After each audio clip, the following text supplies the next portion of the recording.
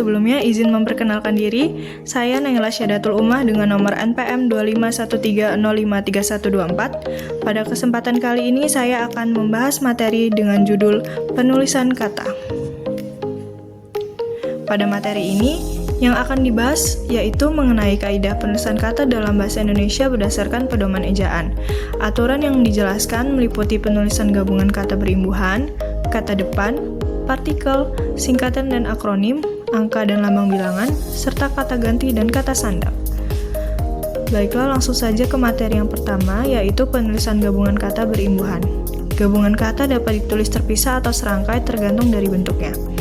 Gabungan kata bisa ditulis terpisah, seperti contoh penulisan pada kerjasama, tanda tangan, rumah sakit. Jika mendapat awalan atau akhiran saja, tetap ditulis terpisah, seperti contoh penulisan bekerja sama, bertanda tangan.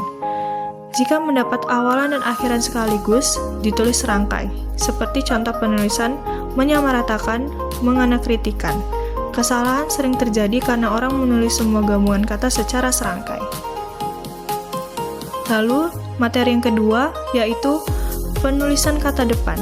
Kata depan seperti di, ke, dan dari harus ditulis terpisah dari kata yang mengikutinya jika menunjukkan tempat. Contoh penulisannya seperti di rumah, ke sekolah, dari kantor. Namun, jika di dan ke berfungsi sebagai awalan, penulisannya disambung, seperti contoh penulisan di bawah, ditulis, kedua, ketua. Lalu, materi yang ketiga yaitu penulisan partikel. Partikel yang dibahas antara lain akhiran lah, kah, tah, pun, dan per. Aturannya, akhiran lah, akhiran kah, akhiran tah ditulis serangkai dengan kata sebelumnya. Seperti contoh, apakah, bacalah. Pun biasanya ditulis terpisah. Contoh, apapun, siapapun, kecuali beberapa bentuk yang sudah padu seperti walaupun. Lalu ada per, sebagai partikel ditulis terpisah. Contoh penulisannya seperti per orang, tetapi sebagai awalan ditulis serangkai.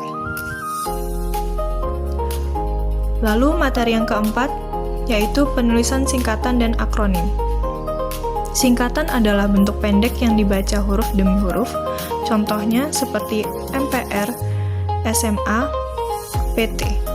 Penulisan singkatan dibedakan menjadi dua. Yang pertama, singkatan dengan titik, misalnya dan lain-lain, dan sebagainya, halaman. Yang kedua, singkatan tanpa titik untuk nama lembaga atau organisasi, misalnya DPR, UGM. Sedangkan akronim sendiri ialah bentuk pendek yang dibaca sebagai kata. Contohnya seperti balita, bandara. Materi yang kelima yaitu penulisan angka dan lambang bilangan. Bilangan dapat ditulis dengan huruf atau angka tergantung pada konteksnya. Ditulis dengan huruf jika dapat dinyatakan dengan satu atau dua kata. Contoh penulisannya seperti 2, 10, 100. Ditulis dengan angka jika berkaitan dengan ukuran, waktu, jumlah uang, nomor, alamat, atau bagian buku. Lalu, bilangan tingkat dapat ditulis dengan angka Romawi. Misalnya, contoh penulisannya seperti HUT LXX atau bisa dibaca dengan HUT 70. Angka Arab dengan awalan ke, misalnya ke 70, huruf misalnya ke 70. Lalu selanjutnya materi yang terakhir yaitu penulisan kata ganti dan kata sandang. Kata ganti yang diatur antara lain awalanku, awalan kau, akhiranku, mu, nya. Awalanku dan akhiranku ditulis serangkai dengan kata contoh, kusampaikan, bukuku. Awalan kau juga ditulis serangkai jika menjadi bagian predikat. Kau bawa, ku ambilkan. Kata sandang, si, dan sang ditulis terpisah dari kata yang mengikutinya. Sang ditulis dengan huruf kapital jika merujuk kepada Tuhan, misalnya Sang Pencipta. Baiklah, kesimpulan dari materi ini yaitu menekankan pentingnya penulisan kata yang sesuai dengan kaidah ejaan, terutama dalam penggunaan gabungan kata, kata depan, partikel, singkatan, angka, serta kata ganti.